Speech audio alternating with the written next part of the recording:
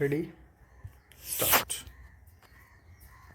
नई दिल्ली और ढाका द्वारा पिछले कुछ महीनों के दौरान अपने आपसी रिश्तों को बिगाड़ने वाले अन्य मुद्दों को सुलझाने की कोशिश के संकेतों के बीच भारत से शेख हसीना को प्रत्यार्पित करने की बांग्लादेश की मांग का मसला जटिल बना हुआ है और कोई भी पक्ष इस पर टस से मस होने को राजी नहीं है।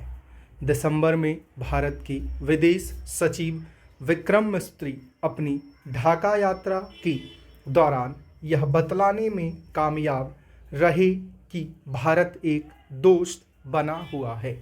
उन्होंने व्यापार, ऊर्जा, बुनियादी ढांचे और कनेक्टिविटी के मामलों में रिश्तों की निरंतरता की भी पुष्टि की।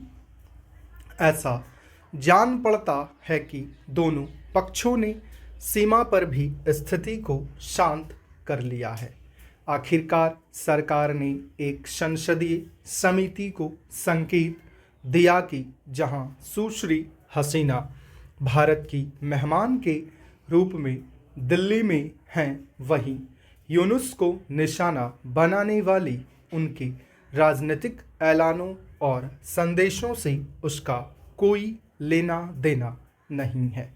हालात में पिछले हफ्ते तब्दीली हुई क्योंकि बांग्लादेश ने नई दिल्ली को एक नोट बरवेल या राजनयिक संदेश भेजकर उन मामलों के लिए मुकदमों का सामना करने के वास्ते सुश्री हसीना के प्रत्यार्पण की मांग की, जिनमें भ्रष्टाचार और ढाका स्थित अंतर्राष्ट्रीय अपराध न्यायाधिकरण द्वारा लगाए गए प्रदर्शनकारी छात्रों पर पुलिस की कार्रवाई का आदेश देकर मानवता के खिलाफ अपराधों को अंजाम देने संबंधी आरोप शामिल हैं।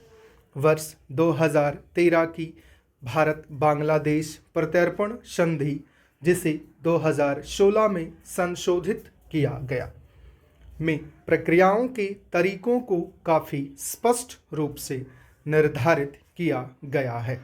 इन तरीकों के तहत बांग्लादेश को अपनी तरफ से भारत को और ज़्यादा औपचारिक दरख्वास्त भेजकर आगे बढ़ने की ज़रूरत होगी, जहां नोट बरवेल का मकसद सिर्फ घरेलू राजनीतिक समर्थकों को शांत करना जान पड़ता है। वहीं भारत के विदेश मंत्रालय का इसे पूरी तरह से खारिज नहीं करने संबंधी रवैया तनाव को बढ़ाए बिना हालत से निपटने का एक उपाय मालूम होता है। यूं तो इस अनुरोध की वैधता लंबी बातचीत का विषय हो सकती है, लेकिन यह सुनिश्चित करना महत्वपूर्ण है कि भारत और बांग्लादेश के बीच के रिश्ते इस मुद्दे का बंधक न बने। यूनुस सरकार को यह समझना चाहिए कि सुश्री हसीना और उनके परिवार के साथ भारत के रिश्तों को इतिहास बांग्लादेश की मुक्ति के लिए दोनों देशों द्वारा किए गए बलिदानों से बना है। वर्ष 1975 में उनके पिता शेख मुजीबुर रहमान एवं उनके परिवार के सदस्यों की हत्या और भारत में उनके पहले निर्वासन ने इस रिश्ते को मजबूत किया।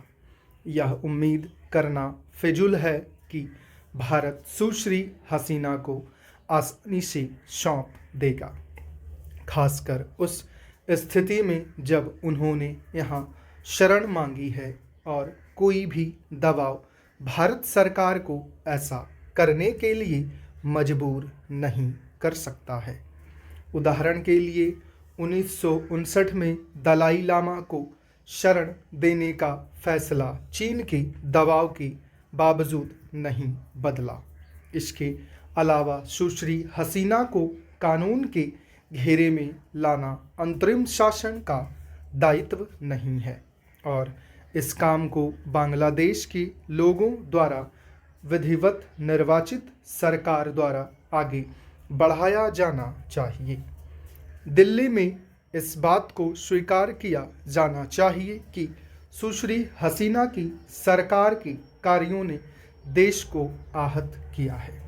तथ्य यह है कि वह भारत की धरती से आसानी से राजनीतिक बयान दे रही हैं, जिससे रिश्तों में कड़वाहट आने की आशंका है और नई दिल्ली को इस संदर्भ में नफ़ा नुकसान का पूरा आकलन करना चाहिए कि ये बयान उसके लिए कितने उपयोगी हैं।